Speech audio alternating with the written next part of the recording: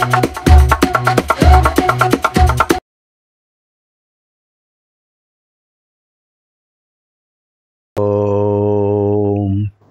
శ్రీ గురుభ్యో నమః.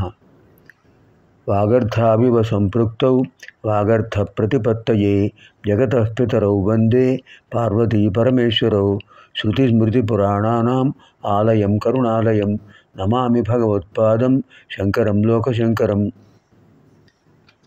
ఇదానీం వయం సర్వే పంచాశీతితమ శ్లోకే ప్రవిశామః. ఇవాళ మనం 85వ శ్లోకంలో ప్రవేశిస్తున్నాం. ముందుగా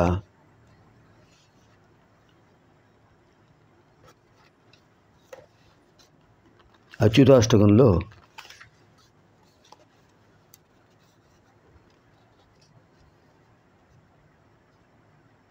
సప్తమ శ్లోకం.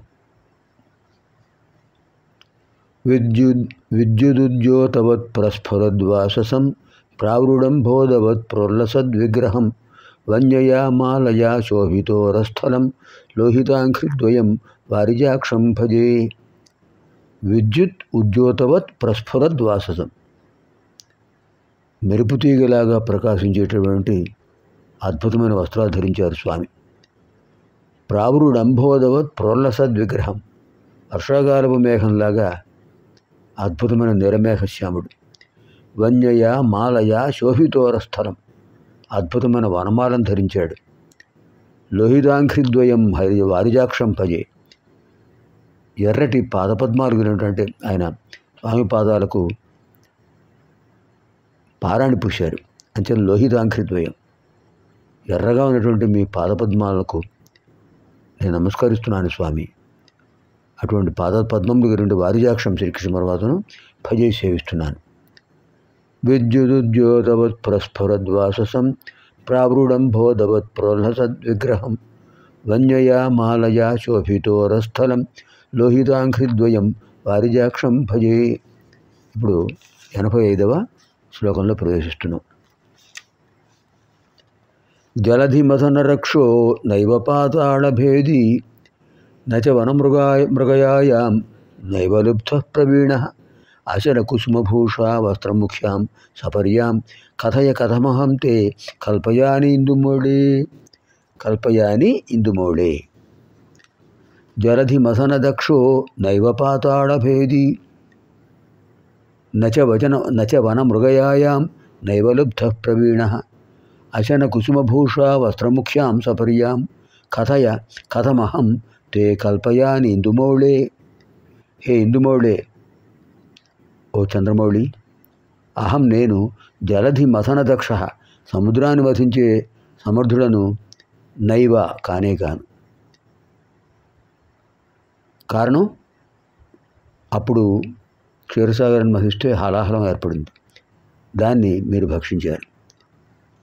పాతాళభేదీ నైవ, పోనీ పాతాళంలోకి వెళ్ళి అన్నీ భేదించగలనా?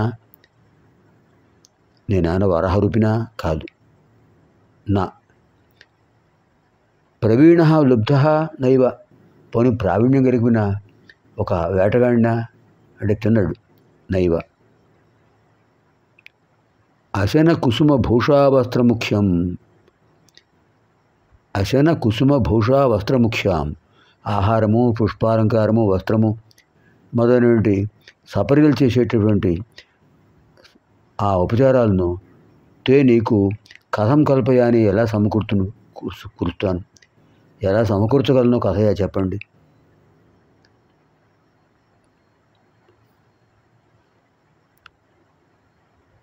ఇక్కడ విశేషమైన ఉపాఖ్యానాలు ఉన్నాయి ప్రతి పాదంలోనూ.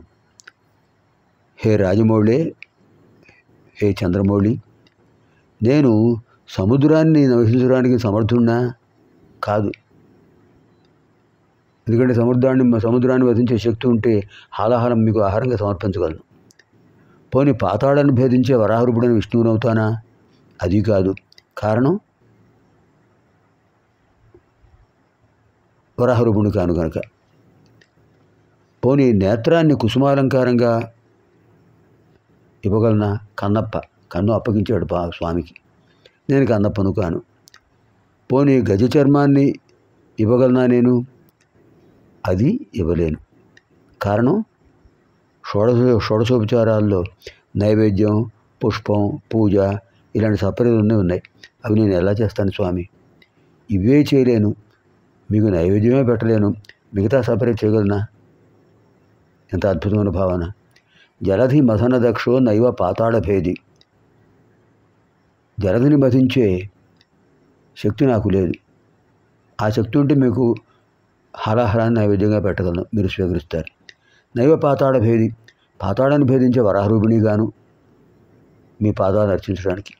నచ వనమృగయాయాం నైవ లబ్ధ ప్రవీణ. పోనీ వేటగాళ్లలో గొప్పవాడిని అవుతానా? నేను వేటగాడినే కాను.